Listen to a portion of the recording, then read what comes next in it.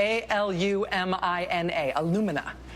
And if you dry alumina out, and you take it to your metal processing plant, you take it to your smelters, you process that dry alumina powder into liquid aluminum. The smelting process, smelters, aluminum smelters, big aluminum smelters, giant aluminum smelters. He started sleeping at his smelters. Sabotage in his smelters. Came to his smelters. Very brutal start, right? Sleeping in the smelters. Well, like I always say, whoever smelt it.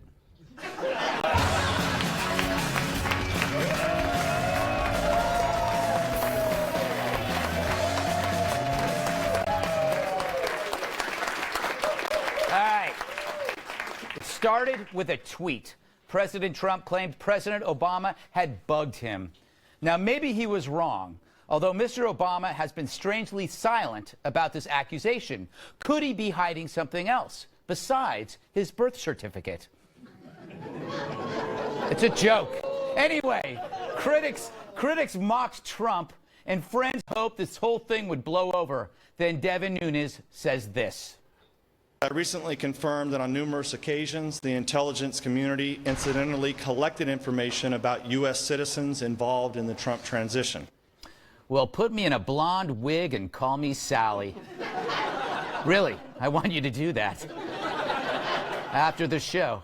Maybe Trump wasn't totally wrong after all. Maybe he was just half wrong, which makes him half right, which among politicians makes him a genius. Which then upsets this guy. I can say this.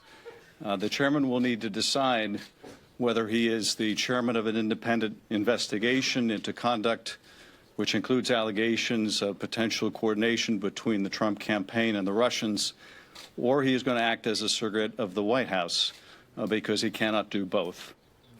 Well, in case you don't know, that's Adam Schiff. I know you first thought it was Sheriff Woody from Toy Story. He gets that a lot. He has fewer features than a prepaid phone.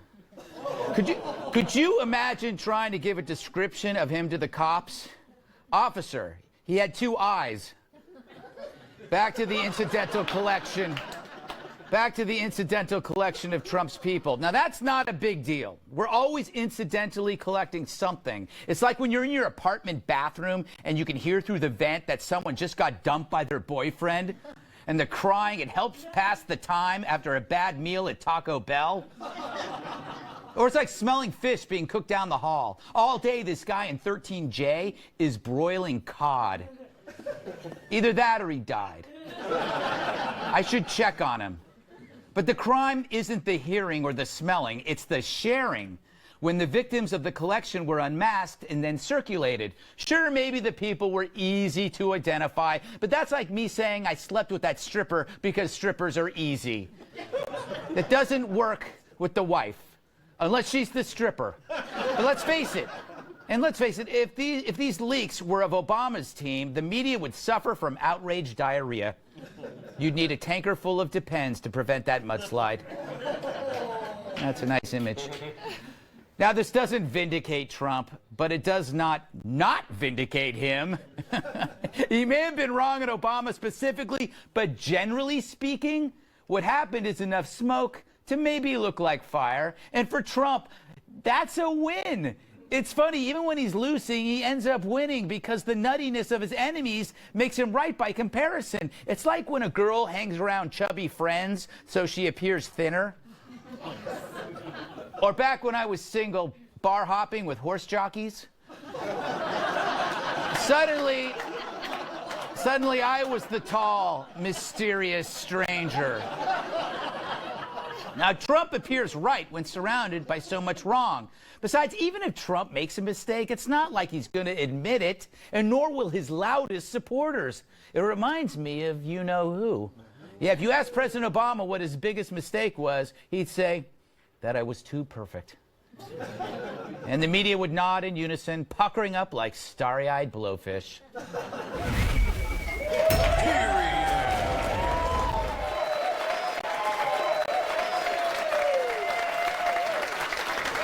Let's welcome tonight's guest, shall we? Yeah, let's do it. He's brainier than a zombie's brunch. Jonah Goldberg, National Review senior editor. And this man is so sharp that balloons consider him a hate crime. Democratic strategist Chuck Rocha. She always laughs at the end of Old Yeller. National Review reporter Kat Timpf, awful person. And finally, his seesaw partners keep quitting. I wonder why. TNA wrestler Tyrus. All right. Before I get into this whole collections versus Russian collusion thing, what is with the sweater cape, Tyrus? You don't like this? This is style, man. This is something. This is hip. No, it's not. Yeah, it is. No, in my community, it's very It's like hip. a hipster threw up on your chest. First of all, chest throw up. That means you're short. No, this is style, man. It's actually from New York. They made it for me. It's called a hoodie cape. You know, I can't wear a tie because I have neck issues because Yes. my neck's bigger than ties, so I have to change it up. I can't wear the same sweater every week. All right. I would say it hit at me. Okay, I'm going to move on now, Jonah, to some serious stories. Okay. Not about the mistakes he Sweater made. cape! It's the sweater cape.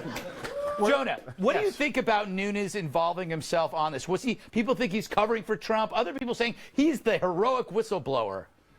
Well, I'm conflicted about this. You know, my attitude towards politicians is sort of like what lab researchers is towards lab animals. Yes. You don't want to get too attached, right? Because, like, it's much easier to stick a needle and test subject 47B than Fluffy. Yes. Right? And I know Devin Nunes. I respect Devin Nunes. He's a smart, serious, capable guy. I think he kind of messed up here. Really? Yeah, I do. I think he stepped out of line from the role of oversight for the Intelligence Committee, and he's trying to play a double role, and that's why he's been trying to walk this back for the last couple days. Interesting. What do you think, Chuck? Do you think he might have some? I mean, like, doesn't this kind of help Trump? I think it does a little bit, but I'm still going back to, since I'm a political consultant, that means I'm also a lab rat trainer. Yeah. That's what I do for a living, is I train small animals how to act right. And he pivoted wonderfully. Even as a Democratic consultant, I would be going, that's a good boy. Way to pivot. Way to give your base a little bit of red meat so you can keep them involved in watching alternative facts, but still keep them out there. Look, he's in a hard position, right? He's in a district that's about 70% Republican. He needs to make sure that he's feeding his base to make sure he don't get Republican opposition. And this is what you do when you're a politician, which makes it bad, which makes it our politics bad, which makes Capitol Hill broken. And it's proven over and over again. Yes, but that's why Trump, Kat, has emerged again victorious. See, I'm trying to keep my base going. His wheat harvests in the Ukraine will be better than ever under his 5-year plan. Terrible. There's a lot of things that are still being investigated. We don't know everything yet. I'm concerned about Russia. I'm concerned about privacy. I think before we know everything, the best thing to do is just to stay worried about everything. Yes. And some people say that makes me a pessimist, but that makes me fair and balanced. No, it's true. And also, if you think everything is bad, if something turns out good, then you're kind of happy. Pleasantly surprised. But also, just don't prejudge before. Assume that you've got to stay worried. Stay worried all the time. Tyrus, if Trump ends up being half right in this new reality of Trump, it's all right. Right? Look, man, as far as homie goes, man, bro before Democrats. So I'm cool with that. He heard something. We don't know what exactly he heard, but he felt it was enough for he to let his president know. Yeah. So I understand. And the independent Democrats are going to say what they're going to say, Republicans say. So that investigation is a wash. Right. So he's better off looking out for number one. And that's what he did. So I have no issue with that. I think the issue is that he told the media. Yeah, he got out there. He should have probably gone to a Buzz Lightyear or whatever the guy's name is from Toy Story. Nobody has secret rendezvous anymore. You know what I'm saying? Like, Ixnay and the Batcave, you know, and then they show up and like, look, they had some stuff. There's some pictures of some girls. Cool, good looking. Thanks, appreciate it, but we got this. They just walk in the thing and, hey, guess what? And everyone's there. Like, get a secret hideout, you know? Yeah. Like, damn. It's true. As a kid, I always thought by this time in my life I would have a secret hideout. I have several. I do. It's called my apartment. No one will find you there until that smell. Too late. Yeah. And the neighbors start getting really worried. And then there's that article in the New York Post that says she kept to herself and she was eaten by her cats. You know, One cat. Well, there'll be more by the time this happens. More cats are in your You future, have Kat. 8 cats written all over you. You know what this is, Jonah? Okay, it's like you're seeing the Russian story and the leak story.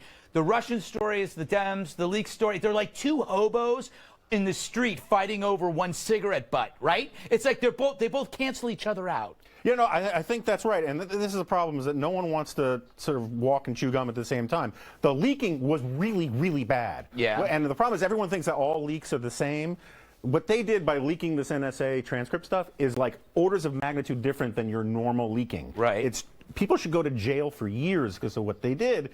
But the problem is that the people who hate Trump hear leaking and their eyes glaze over. Yeah. And the people who love Trump, they hear the Russia stuff and they say that's old news. Yes. And so no one's talking to each other about this. No, it's just like this. See this? Close up on this. This is what's happening. I just came up with this. You know what I love, Chuck? Yeah, I do have problems. Time magazine, Trump said, "I must be doing something right. I'm president and you're not." Isn't that what you would be thinking if you're president? That's what I'd be thinking every time I was about to lose an argument. The typical guy said, "Your mama." You know? It's the argument that I lead with every time I walk into the DNC. Yeah. When I'm like, look, everything's great over here and I know everything is wonderful, but have y'all not noticed who the president is? Yes. We need to change the way we're doing things because he has not only stolen our narrative, but he steals a lot of our talking points. Yes. And here we go. No, he is. He's Absolutely right. He's the best Democrat. And he's the president. Yes. If you don't believe, ask him. Yeah, that's true. All right, coming up, Tom Cruise is dead, set against making Top Gun 2. They hope he falls short of the highest court. During confirmation hearings, Senate Democrats tried over and over again this week to dupe Supreme Court nominee Neil Gorsuch into talking about cases he didn't want to talk about. He refused at every turn, which is pretty standard. It was all rather boring until Republican Senator Ben Sasse got around to the questions that really matter. My wife also sent me a text a little bit ago and said, and I'm sure she didn't expect me to read it, but how in the world is Gorsuch able to go so many hours at a time without peeing?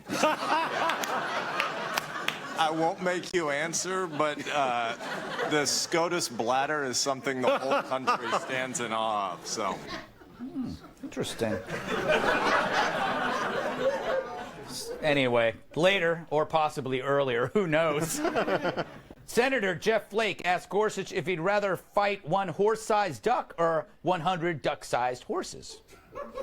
My son Dallin, a teenager, said, ask him if he would rather fight 100 duck-sized horses or one horse-sized duck. You can tell him I'm very rarely at a loss for words. Okay, all right. But you got me. We did some digging into this. He doesn't have a son. The whole thing was made up. Apparently that question is a standard question during such hearings. Still, the most interesting exchange of the hearings came later between Gorsuch and the junior senator from New Kansas. So, Neil, first question. When I say the name Greg Gutfeld, what's the first thing you think of? I think of his fierce, rugged Whoa, whoa, whoa, slow down, Neil. independence. Oh, I thought you were going to say something else. I'm glad you said independence. Anyway, what do you think about his last book, How to Be Right? It makes an excellent doorstop. Damn savage, Neil. Yeah, that reminds me. Did I see you arguing with the bouncer outside the club on Saturday night? They clearly weren't letting you in. Was your name not on the list, or what? You're right. There were 2 lists, as I recall. And I wasn't on the first list. Damn, that sucks. So what did the bouncer say? And he said, Neil, you're not on the list. And I said, I'm fine. You're right. I'm not on the list. He said, you should be on the list. Oh, nice. So you did get in. All right, cool. So who would you rather eat pancakes with? Rosie O'Donnell or Biz Markie? I don't see why it has to be a choice. Yeah, but it's your job to have to make tough decisions just like this one. That's your job. Wait, how is that my job? Forget it. Whatever. What would you change about Red Lobster's Cheddar Bay biscuits? I wouldn't change a thing. You're right. That was a trick question, and you did pass. Last question. My friend Brian is a big fan of yours. He's in the back. Can you just wave to him? Brian, there you are. Awesome. Thanks, bud. Good luck in the club.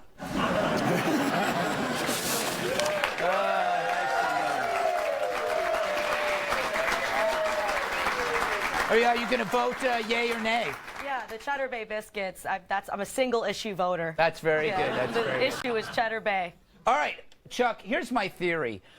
These hearings, in general, they're like, you know, when you play tic-tac-toe and it always ends in a cat? You know? That's what this is. It's like if it's a liberal, the Republicans go after him. If it's a conservative, the Dems go after him. And it just ends up why have hearings? Just have the vote the moment you nominate. Because you have a lot of people that are up there asking questions who want to be president.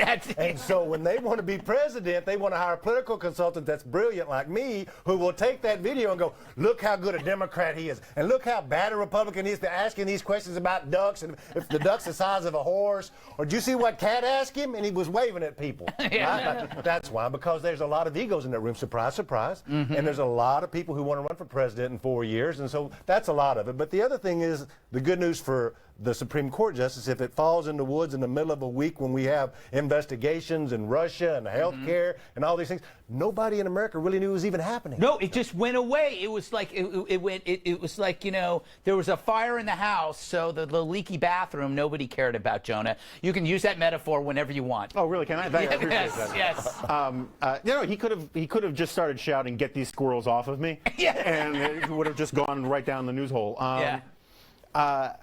But I actually think the hearings are worth having. You know? Yes, you do? Yeah, I do. Yeah. I mean, I have to do something during my day. Right? Yeah, yes, that's sad, Jonah. Jonah, do you know that Law and Order SVU is on 6 times? You could watch that. And they do the crossover where you don't even know when it's ending, and they start a new one, and you think, my God, is that guy who's the killer is now the cop? You ever notice that? And you're sitting there, and you're like going, what is happening to me? And then you order something from Seamless and you cry. I hate how halfway through I realize I've seen it already. Every time. Yes, I know. But the twist always surprises me. Anyway, I lost my train of thought, Jonah. Really? I hadn't noticed that. You said something important. You said, okay, why is it good? Why is what good? The hearing? Yes. What's the point? Just nominate the guy. You know you're not going to like him. These people aren't going to like him. These people are going to like him. Save us a bunch of time. Have the vote.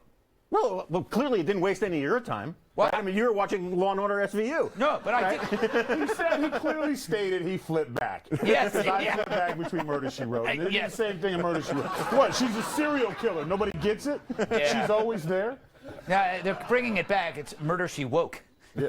It's Murder, She Baked. That's another one. And again, it has nothing to do with my homemade knitting sweater. But I've been spending a lot of time at home watching this stuff, trying to learn. And I think the sad part is, I personally, after watching things, I have a lot of respect for him, and I think he'll be a very good Supreme Court justice. I think it's sad that when your agenda is just to try to destroy something, learn something, ask questions, ask legitimate questions, and then at the end of it, regardless if you're a Democrat or Republican, if this guy is good for the country, then you should give him the right vote. I think we've gotten...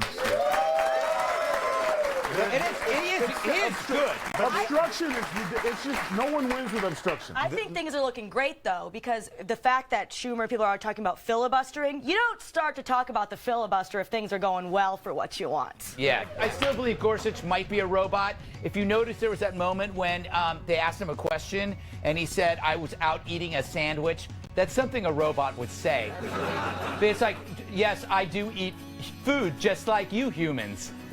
I had a sandwich, and he made this movement, and it's like, no, we know what you are. And he never pees. He never pees, yes. And he eats sandwiches. And I believe he was plugged into the desk. Yeah, and his humor, he's got that dad humor where the jokes don't land.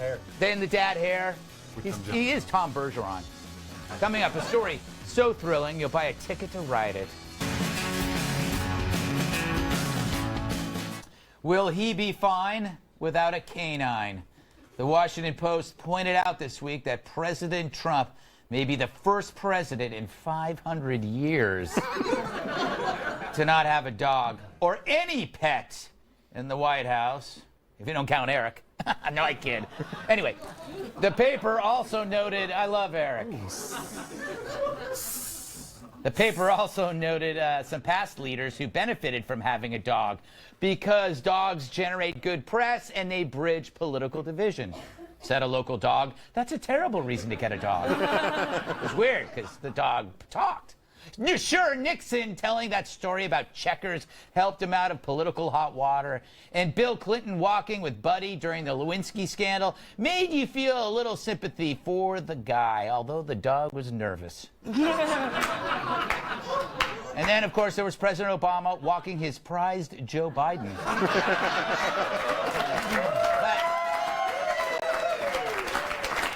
Love Joe, love Joe. But these are different times, and Trump's a different president. I'm thinking Trump should get like a ferocious tiger. It would come in handy. Last week, you know, really, you're voting no on health care? Meet Snuggles. I'm just kidding. My tiger's name is Bruce. I like it when pets have human names. Snuggles, however, is the name of his boa constrictor. Nothing says keep your distance like a pet that can squeeze the life out of you. All right, Jonah. Yes. You have a dog. I know about it because that's all you tweet about. Yeah. Frankly, it's annoying. Yeah. Should Trump have a pet? Would it make him more likable? Well, he's a crazy germaphobe, right? I mean, he admits it. Doesn't like germs. He does not like germs. He does not like mess. And dogs are germ buckets. They are germ buckets. I'm wildly pro-dog. I would easily give your life for my dog. Yes. And but I think dogs are. I think having a pet would be a good thing. But he can't. You're right. He can't get like a silly dog, right? That would be a bad look for him. He's such an alpha male type. I think a tiny, like a little honey glider would be something. I'm thinking two different things. One, give him some advice of something he shouldn't get, which is the world's cutest bulldog, my dog Apache, who just slobbers, and there's hair everywhere. And sometimes to combine the two, he shakes his slobber all over everybody around him. Donald Trump, you probably don't want a big old bulldog, even though they're the best dogs, and hide Apache at home. Right, they fart in all the time. Yeah, they're just right. So that's the good thing about bulldogs, because you can be sitting on the couch like, it wasn't me, it was Apache. Yeah. All the time. Yeah, right? Talk about smoke signals. But I'm waiting for the time when Donald Trump just walks out and these golden doors open at the White House, and he walks out with two of those big white tigers from the Vegas show, right? Remember the ones who ate the guy? Yeah, those are dangerous. That would be his kind of pet. Yeah, I could see that. Well, no, Tyrus? No, that's not classy enough for Donald. Donald needs sharks with frickin' laser beams on their head. He needs a velociraptor. No one else has one. No one else can find one. He has one. It has to be something cool or something in a moat. Yes. Or the hounds from Game of Thrones. Yeah. Oh, yes. So he could be like, oh, that's your Ryan. That's what you. Okay, release that. Go, release the hounds. He should hire the best scientists in the world to create a beast out of other animals. Yes. Like, so it is like a gargoyle where it's like a dog, but it has monkey arms and lizard legs, cat. It would be pretty cool. But I have a theory that no matter what pet he gets, the people are going to hate the pet. It'll be the one pet that all the liberal hippies hate just because it's Trump's pet. There'll be op-eds like, I know the kitten's cute, but isn't it problematic that he just sits there and doesn't speak out about Trump's sexism and xenophobia at all? You know? I feel like the one pet PETA would be like, you can eat it. You know, it's Trump. Or the pet had Russian ties. You know, the tiger, of course, was Russian. We all knew that. You know. So but if he really wants to send the signal that he wants to intimidate people, what he could also do is like get Mike Pence to dress up. Ooh, like a My Little Pony or something like that, you know? Yes, like a plushie. Yeah. Yeah, I was into that for a while. Yeah. I've seen the videos. Yeah, I know. Well, I didn't. It's not like I hid the videos, Jonah. Matter of fact, it's right there on the desk.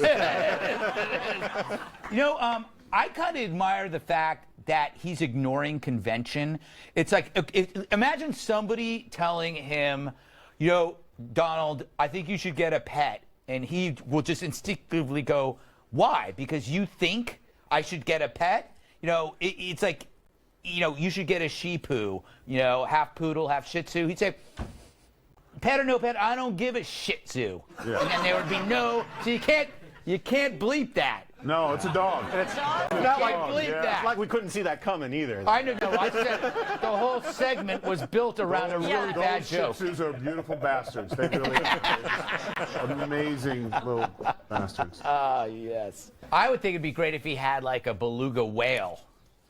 But then he'd have to clear out the entire area for like a water tank. park. Yeah. A big water But it would park. create jobs. It would create to jobs. build the beluga tank. Yes. And All to right. hunt the rest so they're all extinct, so he has the only one. Yeah, there you go. All right, up next, the latest on the terror attack in London. So on Wednesday, a terror strike hit London, leaving at least 4 dead, including a police officer. The fiend, who was shot and killed by police on the scene, has now been identified as 52-year-old Khalid Massoud, obviously a Buddhist. Massoud was known by authorities for his lengthy crime sheet, although there was no police intel on him planning an attack. He used an SUV to plow down pedestrians on the Westminster Bridge near Parliament, killing 3 and injuring at least 30 people. Then he proceeded to the grounds of Parliament, where he fatally stabbed veteran police officer Keith Palmer. ISIS claimed responsibility, saying Massoud was, quote, an Islamic State soldier who carried out the operation in response to calls to target citizens of the coalition. Translation, he was a loser. This is I'm trying to find an upside to this, Chuck, and I know, but there is something about the downsizing of terror. Because it's like if this is what if the weapon right now is a car, right, at least it's not a plane. And maybe this is just temporary until they figure out what's worse. But the fact is now they're forced to find other ways to do things, and the ways to do things are not as horrifying as 9/11.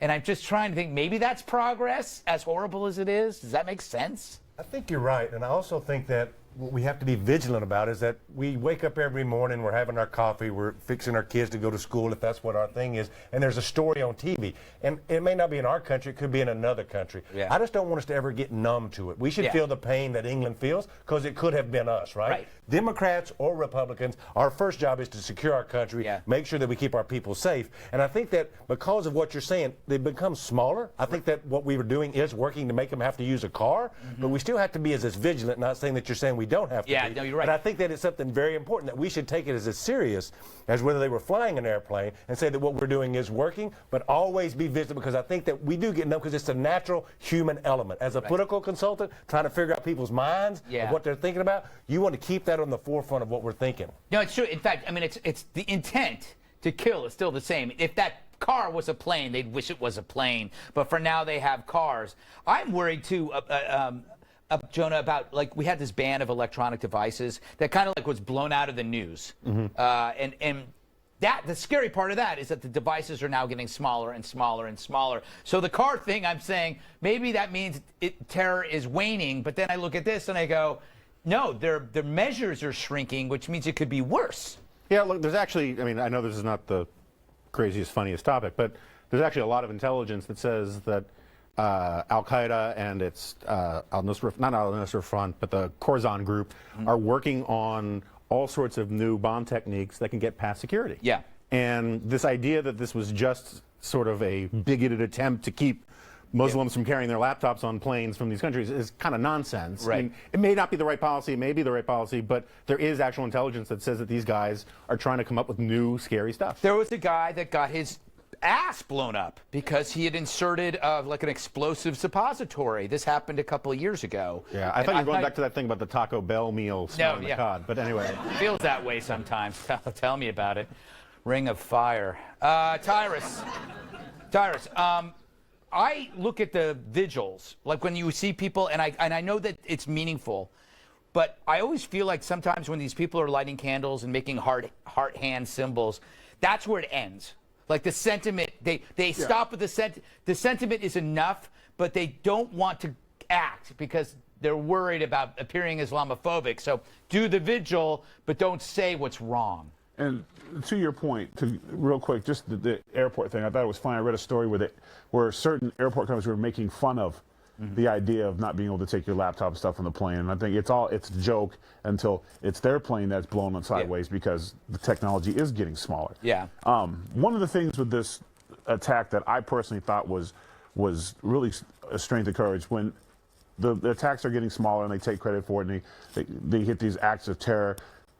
UK, you see them providing first aid to the terrorists. And a lot of people will be your first reaction, no, let them bleed out in the street. But then you're playing their narrative. Yeah. Because it's hard for them to show that video to show the resolve and the character of the people. Yes, this man is a criminal, he's a terrorist, but this is how we do our business. This is how we take care of people. You guys aren't going to change our resolve. So for that, I commend them. And you're right, lighting a candle and then it stops there. Yeah. But in the same time, where are the Muslim groups coming out that are condemning this stuff? Yeah. You know, to me, that's, and then you're putting bans on us and Muslim this, and as a minority, if it was a brother who came out and did that and he yelled some black group responsibility, I would be the first one out and be like, the hell with that dude. Those guys are wrong. Yeah, but in terms of the ban, I mean, this was a guy that came from within. A ban wouldn't have done any good in this situation. In this country, that's usually what happens too. There's never been a lethal attack by a jihadist in this country by someone who wasn't supposed to be here, someone who wasn't a citizen or legal resident.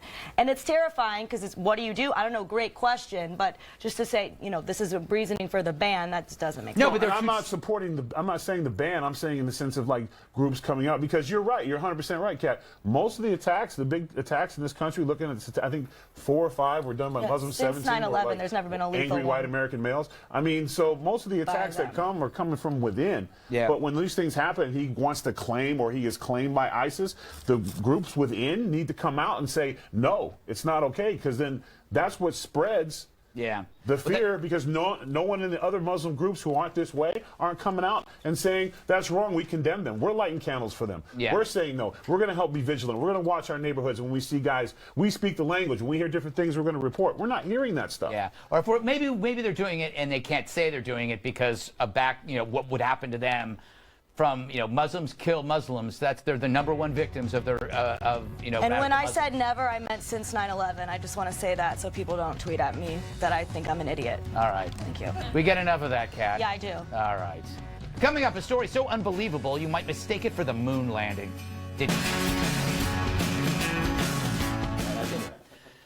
Do Muslims ache for spring break?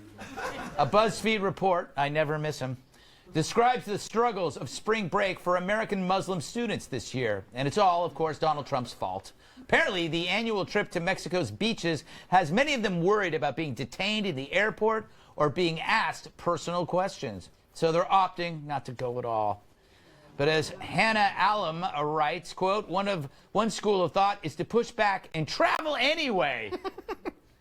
With Muslims turning their Caribbean cruises or honeymoons in Paris into small acts of defiance. That's a great idea. That'll show the president who's boss. Especially when you consider that, according to the U.S. Department of State, about 41% of Americans have passports. That means 59% of Americans, for them, international travel isn't a possibility at all. But I suppose it'll be very difficult for those Muslim students when their friends send home videos like these.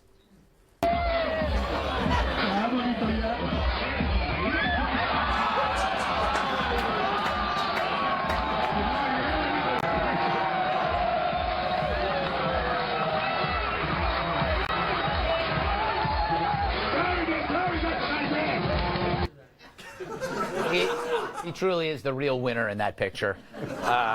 Gee whiz, Jonah. Do you feel bad that spring break, Donald Trump is ruining spring break? Well, first of all, I thought it was great that you had the Neil Gorsuch after party footage, which was pretty cool.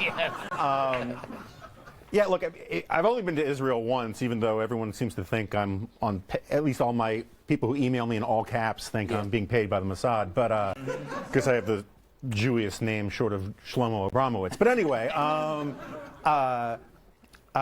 if you go to Israel, every single person gets asked 10, 15 minutes of personal questions, right? And so the upshot of this is a lot like some of the profiling controversies. The logical upshot of this position is that because people of Muslim background or Muslim name are being asked personal questions, the only way to make this fair is if we ask everybody Yes. these kinds of questions. We scrutinize everybody, and that is to say that we shouldn't prioritize anything, that we shouldn't use reason about anything. Yeah. And if it means a bunch of rich kids who happen to be Muslim from Bryn Mawr have a harder time going to Cabo, you know, my violin is busy for other problems. Yes. Chuck, could this be Donald Trump's greatest achievement? He might help end spring break. There's nothing good comes from spring break. Muslims should be thanking him. Muslim parents should be saying, thank God my kids can't go to Mexico and end up passed out in their own puke. Where there's real incidental collection. Yes, yes. Tell me about it. I think you're right, and I think that there's a lot of Muslim parents out there that probably feel that exact same way. Now, if you're a large, bald-headed brown man who normally don't wear a suit and you show up at the airport, you stick out anyway, and normally, Until they hear you listen talk. to me, if I don't say a word, they're like, sir, you're going to come over here. There's a special room that they take you, and they're like, you know you're in trouble when they take you in the special room, because nobody can see in the special room. And I'm like, no. I want to stay out here in public where everybody can witness this. Yeah. And y'all can quit profiling me. Listen, I sound like an old white man when I talk. Stop profiling me. Anyway, there's a serious issue to be made. Yeah. Look, I think that there's always going to be a certain amount of discrimination. There's always going to be a certain amount of things that are going to happen, and we should not be judging all Muslims by the acts of a few crazy Muslims. Right. Okay? Yeah. And I don't think that should be across any kind of a stereotypical way. But what about this? Can we judge all Muslim students by the craziness of all students? Yes. Because I hate I hate the idea, Kat, of spring break, of like, it's like, oh, throw every single common sense molecule in your body to the wind, have sex with horrible people. I'm not speaking from experience. But how about this? At least Donald Trump is bringing spring break back to the United States. Yeah, Instead of maybe going to Mexico, the jobs are coming here. I got applause. Yeah, a spring break travel ban actually would be an interesting one. All these horrible people. If you're a spring break for me, I went to Florida with my friend Katie's family, and then we ended up getting into a huge fight over a CD. Okay, I didn't get a passport until like a year ago, so I don't feel bad that you can't go on your Cancun Senior Frogs vacation and guzzle tequila and post videos of yourself twerking on the phone that your parents also bought for you. Yes. Like, stop it. Because all based on irrational fears. It's not even, they can go. Right. Yeah. It was the Senior Frogs travel ban, and it's not even in effect right now. You can go to Syria and come back, technically, if you want to do a little vacay over there. Yeah. It's completely unfounded, and it makes me a little mad. You know, I can tell. You know, Tyrus, I stopped going to spring break after a sand injury. Right. Thoughts? You stopped. Yes. You. Okay. It took many hours to get that stuff out. First of all, welcome to the club. Everywhere I go, even if I'm not in my fabulous sweater cape, Yes. which I guess if I threw over the hood and grew my beard an extra inch, could look at all the different ways. That's true. Certain places I like to go, Beverly Hills. Yeah. Pretty good chance, wherever I go, gonna get stopped. Yeah. It's just how it is. You get profiled. It's part of the game. Welcome to being a minority in America, bro. It's gonna happen. And sometimes if you're a crazy redneck-looking dude, you're gonna get profiled too in certain neighborhoods. Yeah. So it's Tell me just about part of it's part. Yeah. Like showing up someplace without a tie. Look at that guy. Yeah. They're profiling me, but for the rest of us, I go to the airport. They see me every week. Same thing. It's weird. I only get profiled in the public library. And for good reason. And that's way worse. Yes. Search There's me no all day, reason airport. why I would be in the public library, and I know that.